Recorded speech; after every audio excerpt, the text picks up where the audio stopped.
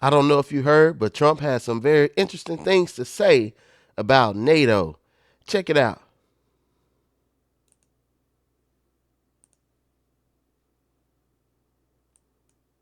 Of dollars.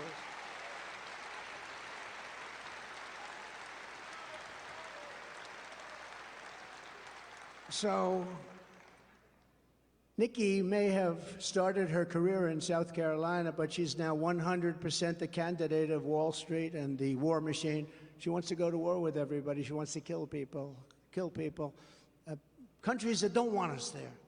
Countries that don't want us there. We're all over the place. We took a lot of it out. They don't want us. They cost us billions and billions and trillions of dollars. And I just put a truth out. Is everybody, I hope, on truth? It's the greatest. David, you're on truth? I just put it out. They want to give like almost $100 billion to a few countries. $100 billion. And I said, and I'm telling you this is breaking news. We have breaking news. I said, why do we do this? If you do, you give them not $100 billion. You give it to them as a loan. It's called a loan. Give them the money.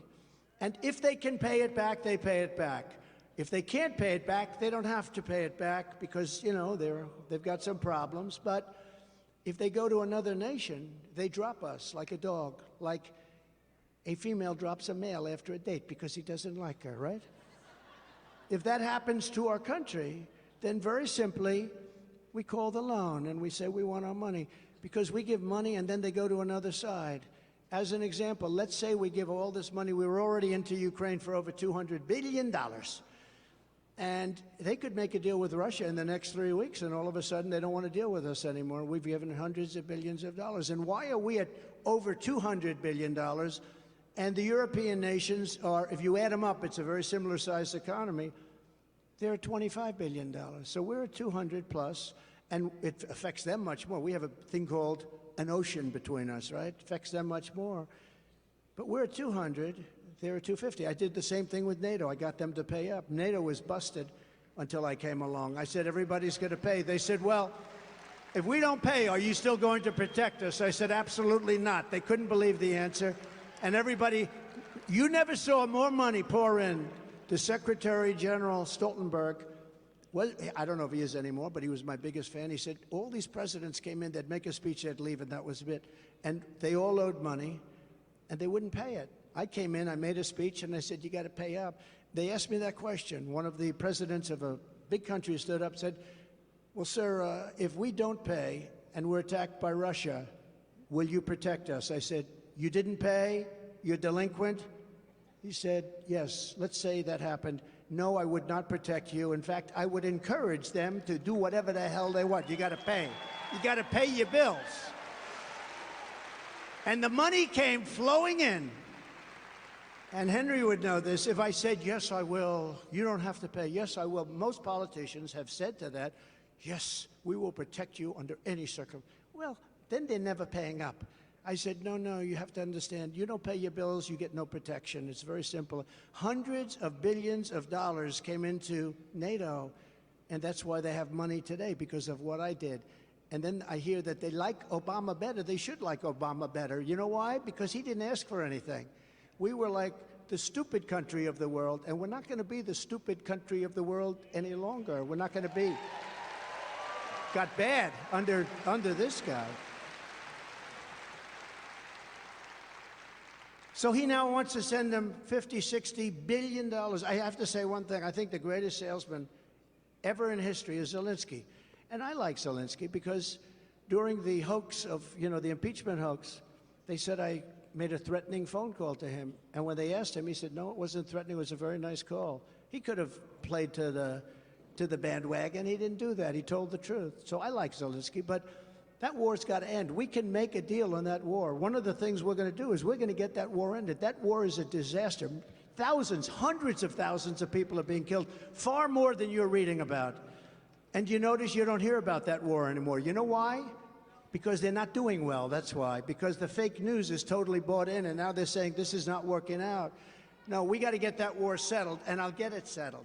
It would have never happened with Putin. It would have never happened. And by the way, it didn't happen for 4 years. It didn't happen. We'll get it settled. All right.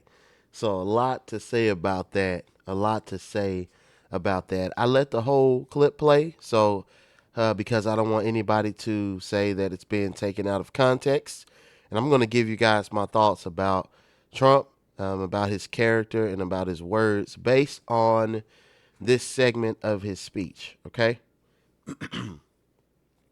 Well, let me give you a quick rundown on what he said. So first, he says that Nikki Haley basic, basically wants to go to war. You know what I'm saying? That she is warmongering, right? And then he says that, that's a bad thing, and we don't need to be going to war. Okay. Then he starts talking about loaning other countries money, and he says, if we should loan it to them, and if they can't pay it back, that's okay. If they have some problems and they can't pay it back, that's fine. But then he goes on to, in another example, to say, if you can't pay it back, we're not going to protect you. Okay. And so he says on that end, he says, if we're going to let Russia do whatever they want to you. And now what that actually means in real life is we're going to let them destroy you, right? We're going to let them bomb you, terrorize you, and citizens are going to be, civilians are going to be involved. There's going to be casualties, and we're just going to let it happen if you don't pay us back, right? And then he goes on to say that this war over there is terrible. He says that hundreds of thousands of people are dying, and we should be concerned about that. But right before that, he said, if y'all don't pay us back, we're going to encourage Russia to do whatever the HELL they want to do to you. So on one hand, he's saying that these casualties are bad. We should be concerned about them. On the other hand, he's saying when it comes to money, I'm willing to tell Russia to do whatever they want to you. So he's kind of talking out of the side of his mouth, right? Now, here's the thing. Some of you might say, oh, he's just saying that as a threat in order to get them to pay. Because one thing Trump has been praised for is being financially sound, right? And so some of you guys will say he's just threatening to get them to pay. Well, here's the thing. We don't know if it's just a threat or if he really means it. See what I'm saying? We're taking him at his word. But here's the point of the video, because I want you guys to understand where I'm coming from, all right? I'm really speaking to the people who believe that Trump is a respectable Christian figure, who believe that Trump is a godly man. And some people who believe that Trump is the second coming of Jesus Christ. Now, most of you are not crazy enough to believe that Trump is the second coming of Jesus Christ. But some people are that crazy, all right? So let me speak to the less crazy people who simply believe that Trump is a godly Christian man. I disagree. I do not believe he is a godly Christian man. Now, if you want to vote for him because of the policies that he has, they align with your values, with your views, you think that he's going to do more good than harm, right? You think that he's a better option than the other side, right? I understand that. But if you are acting like this man is a godly Christian man who is going to get in office and honor God and exalt Jesus Christ and be all for everything godly, I would say to you that you're being a little bit naive, okay? Just in this one speech alone, we can see that he's doing several things that are ungodly. One, we see that he's threatening violence to a country who doesn't pay up, right? And he's threatening it in a way that is actually, it sounds like resentment or hostility, right? It says, if you don't pay us back, I'm going to encourage them to do whatever the H they want to do to you. No godly Christian person should be talking like that. Jesus would never do that. So we're going to compare him to Jesus. Jesus is our example. Jesus would never say that. He would never do that. That's not a godly trait. Those are not godly words. And then you want to say, oh, it's just a threat. He wouldn't really do that. He's just trying to get them to pay up. Jesus would never threaten somebody with a lie.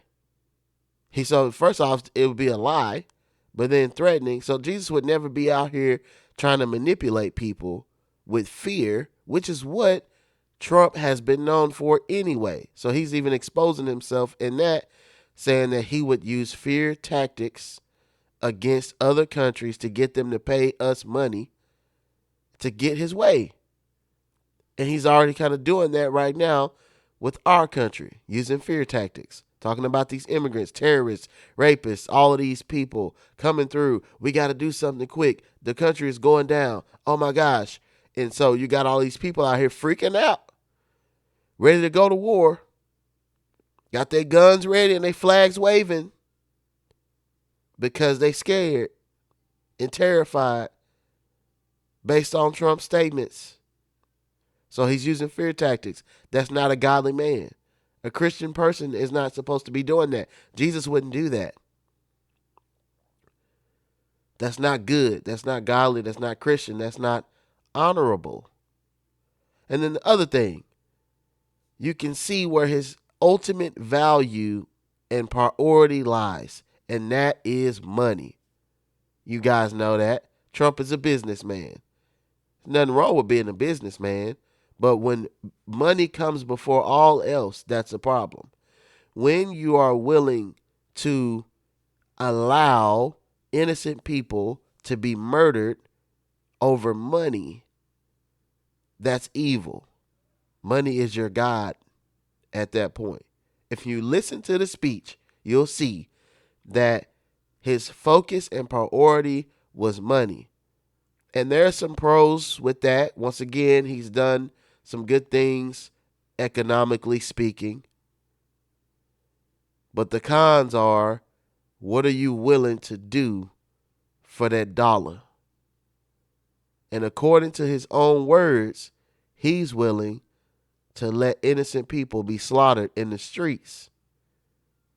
He's not only willing to allow it to happen, but he says that he will encourage Russia to do whatever the H they want to do to you. So you even see there's some anger there in his tone over the thought of not being paid back. That's not godly. That's not Christian. I don't care who you are watching this video right now. You cannot argue with me that those words are coming from a godly Christian man. Otherwise, you don't know what a godly Christian man looks like. Do you really know Jesus? When is the last time you read your Bible and really paid attention to the character of Jesus Christ in the Gospels? Don't go off your own definition of what a godly Christian man is. Go look at the Bible. Trump does not fit the criteria. So my only point in this video is that he may be a better candidate. I'm not saying he is. I'm not saying he isn't. I'm just trying to relate with you. He may be a better candidate. He may have some decent ideas that you feel will be beneficial to this country. But do not be deceived into thinking that he is a godly Christian man who loves the Lord, loves the things of the Lord, and represents the ways of Christ. That's not the case. Do not be deceived. All right? That's all I had to say to y'all. I hope that this blessed somebody. I hope this opened up somebody's eyes. If you know somebody who is tricked into thinking that Trump is the second coming of Christ, I would advise you to share this video with them. If you got something out of this, don't forget to like and subscribe. I love y'all and peace out.